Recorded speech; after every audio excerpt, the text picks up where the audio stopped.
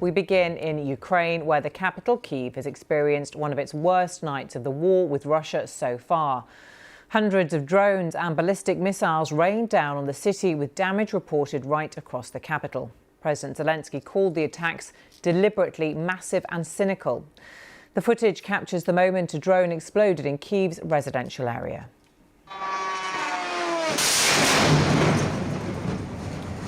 Ukraine's Air Force says a record 550 drones and 11 missiles were fired. Dozens of them broke through Ukraine's air defences.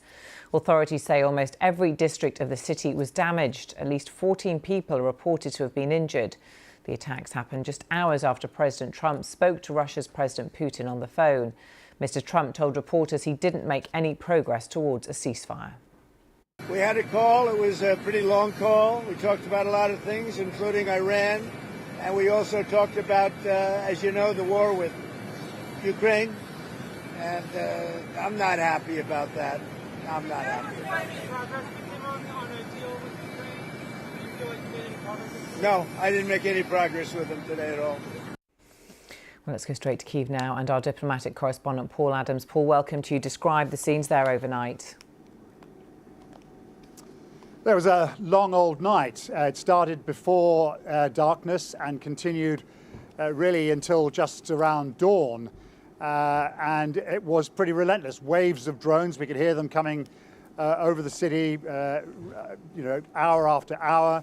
The air defenses were very, very active, and it is a testament to their effectiveness that no one was killed as a result of these attacks. And then we also had a number of large explosions. When we came up here this morning, the city was covered in a thick black pall of smoke, and there was a heavy acrid smell in the air, which is only really now dissipating.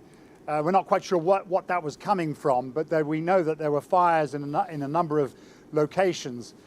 So this was, yet another reminder for the citizens of this city that Russia's tactics have not changed at all. Yeah, and Paul, President Zelensky called the attacks deliberately massive and cynical, and they came just hours after President Trump's call with President Putin, which we heard him say that he didn't make any progress at all.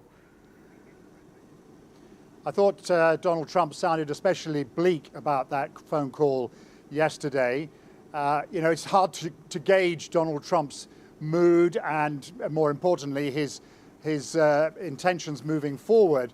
But he did sound as though he'd had enough of his dialogue with Vladimir Putin.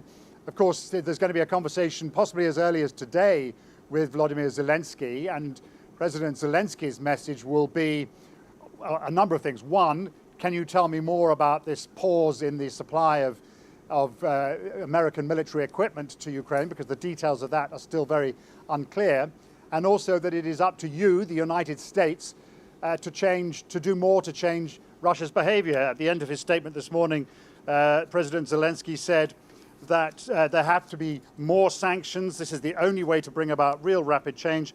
And this depends, he said, on our partners, above all the United States. President Zelensky will have seen the reports that far from drawing up new sanctions proposals, the Trump administration actually seems to be letting some of the sanctions slide, with the effect that there's actually less pressure on Russia being brought to bear by the Americans than there was before.